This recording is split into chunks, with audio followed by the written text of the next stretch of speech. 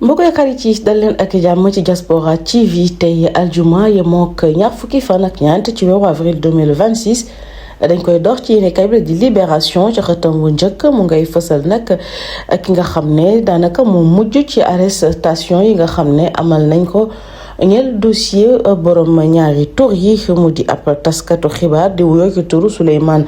Fatou Ndaw doon liggéey foofee ca Malikia TV gannaaw nag ba mu jàkkaarloog ña ngànk yooyu les dossiers il est passé aux aveux mu wax na nag ci lépp rek loo xam ne ni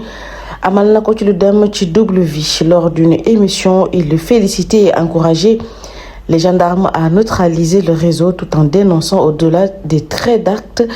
contre nature un problème de santé publique. doon rek ay mbir yu mu doon fustigé moom Souleymane Fatou Ndaw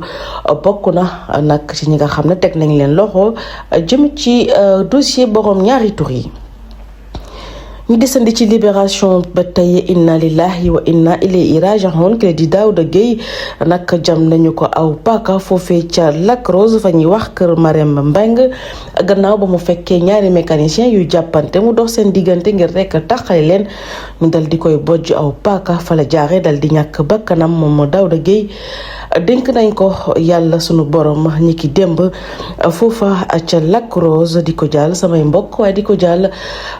famille bi mu bàyyi ginnaaw di ñaan yàlla xare ko aljana firdawsi. ñu dem ci Le Quotidien di beneen yéenekaay ci bés bi ba tey mu ngay fësal nataalu jiitu jawriñ yi reprise du bloc gazier de Yakar Teranga ki di Ousmane Sonko brasse du vent di nag titre bu am solo bi ñu jagleel wàllu woowee moom mi nga xam ne mooy njiital jawriñ ñi mu ngi déclaré rek ne jëlaat na bépp licence boo xam ne jóge woon na ca Cosmos Énergie waaye compagnie bi moom Ousmane Sonko mu ngi xamale ne annoncé woon na depuis décembre 2025 li nga xam ne mooy renouvellement jëm ci wàllu contrat. Cosmos se retire à la suite du départ de BP mu ngi ci Le Quotidien yéeni kay bokku bi am cetal bu weer te wóor.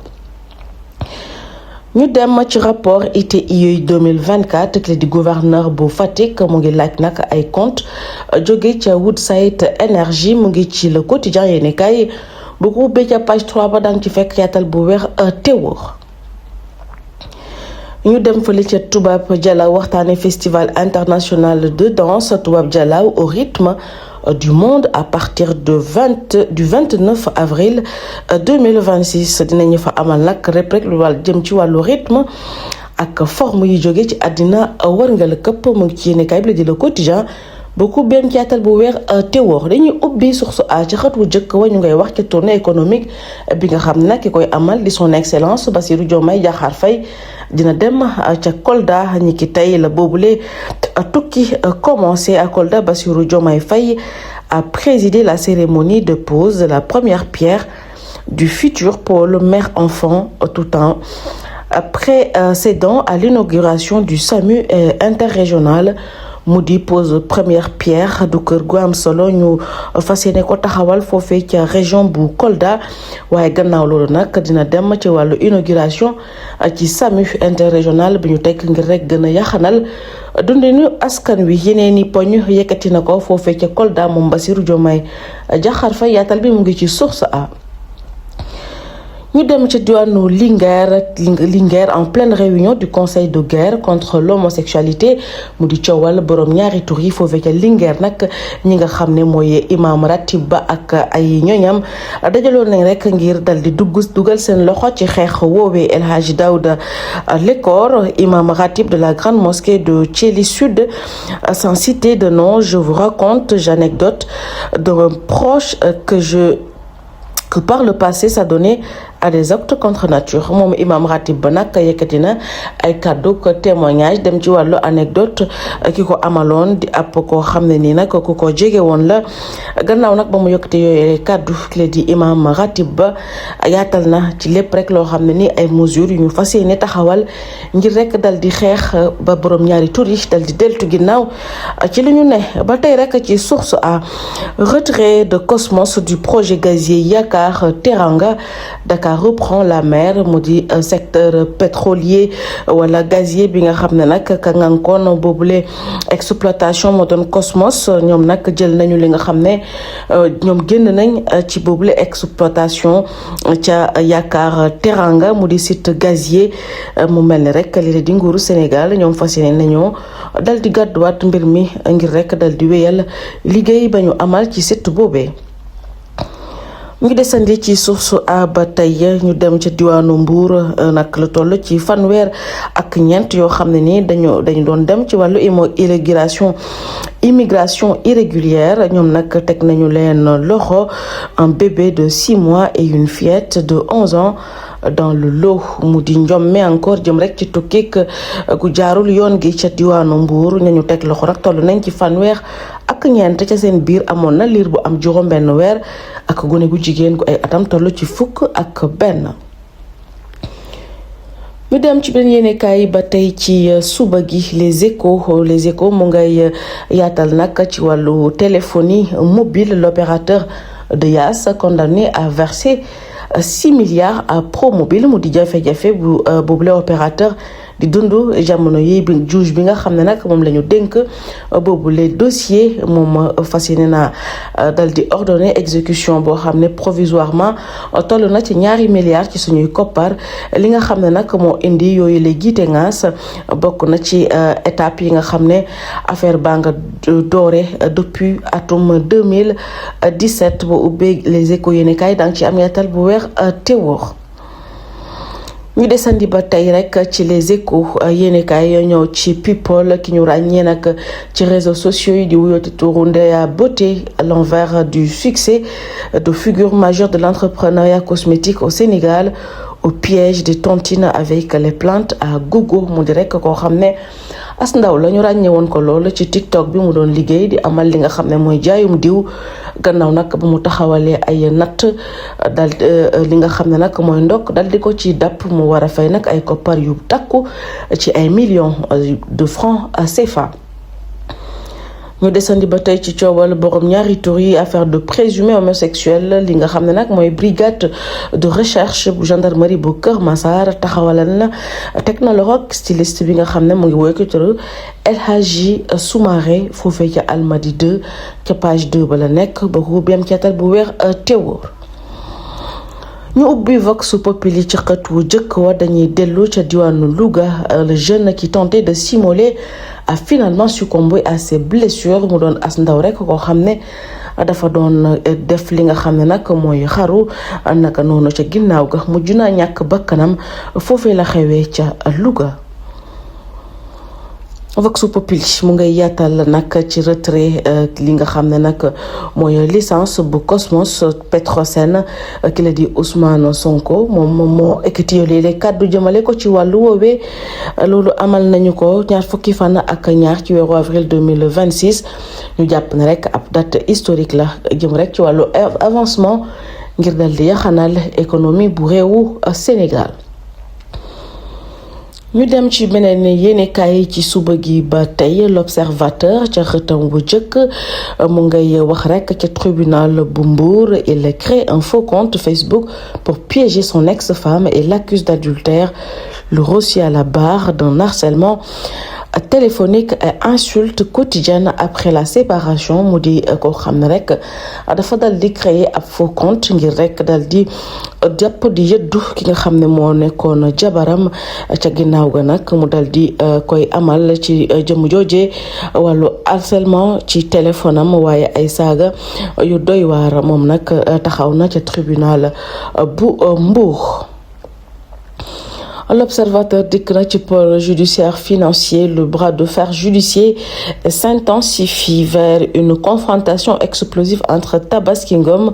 et Moustapha Diop. L'état de santé de Tabaski Ngom et la faible incidence sur la demande de liberté provisoire introduite par ses avocats. Moustapha Diop, l'autre front judiciaire et les arguments de sa défense pour obtenir sa libération provisoire mu di gitengaas gi am nag ci diggante ki la di Tabaski Ngom ak Moustapha Diop coow laa ngay wéy di tagatémbe ba tey ca pôle judiciaire financier. ñu desandi ci l'observateur ba tey quand l'amour bloque à la porte du corps, vaginisme, révélation sur le tabou qui fragilise des couples sénégalais. mu di nag jàngat bu am solo ki ko amal di docteur Abdoulaye Diop mi nga xam ne nag indi na ay leeral ci wàllu woowee jëm rek ci wàllu sexualité ci yenn couple. Diagnostic du docteur Abdoulaye Diop face au silence des femmes entre honte et méconnaissance de troubles qui brisent des vies intime. la si yéenekaay ci xëtam gu jëkk dikk na ci nag li nga xam mooy entretien bu am solo kii di Mamadou Ibra Kane nag sekk ko ak ñi nga xam ne ñoo yeneen i taskati xibaar moom mi nga xam ne nag mooy jiital CDEPS mu ngi yëkkatee kàddoom jëmale ko ci nag li fi jot a xew jëm ci wàllu presse sénégalaise wala fonds yi ñu alloué woon la presse sénégalaise. L'arbitrage du président de la République s'impose moom di ay lu mu sàkku rek jëmale ko ci njiiti réew mi ngir rek mu dugal loxo ci li nu mel mu ngi ci laas yéenekaay ba ko ubbi am catal bu weex te wóor. ñu wax ci AGE 2026 bi ci réewu Sénégal. Air Sénégal révolutionne la gestion des bagages des pèlerins loo ci mënti dégg rek bu AGE bi ñëwee coow li dina bari lool waaye léegi di Air Sénégal jàpp nañ ne indi na ay jumtukaay yu yees ngir rek dal di sàmm képp rek koo xam ne ni fas yéene nga jóge ci réewu Sénégal dal di dem ca Makkatal Mukarram ngir amal li nga xam ne nag mooy AGE di benn ci pilier yi nga xam ne ni nekk na ci diine l'islam. ñu dem ci beneen yéenekaay ci suba gi ba tey nag gannaaw li nga xam mooy laa si yéenekaay yor la ñuy ubbi ca xët wu jëkk wa mu ngay wax ci crise ba tukkee ca Moyen-Orient. La SAR en première ligne de la résilience énergétique mu di jafe-jafe yi nga xam ne nag sentu nañ ko gannaaw ba ay guerre yu bëri am ci fi nga xam ne nag fu ci bëri fa la énergie bi dugg ci suñuy réew di jógee ñoom nag ñu ngi dànkaafu jëm rek ci yooyu la jafe-jafe yi nga xam ne daanaka commencé nañ di ko gis benn mu ngi ci yor yéenekaay ba ku bem catal bu weex teewul. ñu ubbi Walf Quotidien ci xët wu jëkk wax restructuration de la dette, harmonisation des données etc. Sénégal FMI si près si loin mu di diggante nag Sénégal ak Fonds monétaire international gannaaw nag bi nga xamee ni amal nañ restructuration ci wàllu dette wala harmonisation yi nga xam ne fësal nañ ko jamono yi ñu weesu ndax ba tey FMI pare na pour sóob loxoom ci wàllu économie Sénégal am déet lépp mu ngi ci Walf Quotidien ba ku bi am catal bu weer teewoo. Walf Quotidien yaatal na ca tournée économique bi nga xam ne Bassirou Diomaye Diakhar Faye mu ngi koy amal jamono ji ca région bu Kolda. Diomaye veut booster la filière coton mu di nag matière bu am solo ñu koy béy ci yenn gox yi ci biir réew mi boo ubbee Walf Quotidien ñu nga cay yaatal ci lu am solo moom Walf Quotidien. ñu jeexal yéenekaay ci suba gi waxtaane nag transport aérien comme Air France et RAM pille le trafic sénégalais mu di compagnie yu am doole ci àddina wërngal këpp di Air France ak Royal Air Maroc bi nga xam ne nag mooy compagnie ba am ca Royaume du Maroc ñu ngay dal di samp aw laaj nag jëm ci wàllu li ñu jàpp ne trafic la jëm ci wàllu dem bekk dikk bi ci wàllu avion jëmale ko ci askanu Sénégal. Chaque année, ces compagnies étrangères réalisent plus de 500 milliards CFA de bénéfices à Dakar mu di mbir mu doy waar mu ngi ci Témoin Quotidien ba ku bi am ci lu weex te wóoru. ñu jeexal ko ci li nga xam ne nag mooy acte contre nature, pédophile, viol ki nga xam ne nag mooy woy turu tonton Mbang dans de beaux draps mu di ab góor gu xam ne dañu jàpp ne dafay sàkku ay gone yoo xam ne seen at toll nen foofa la amee ca diwaanu Mbour boo ubbee yéenekaay bi di Témoin Quotidien danga ci am yatal bu weex te wóor. kentan ngërëm ñel na leen ñeen ñi topp Diaspora TV suba gu jot ci xibaar yi ñu jox leen dig daje ëllëg ci l'actualité de la semaine incha allah ñu yendu jàmm.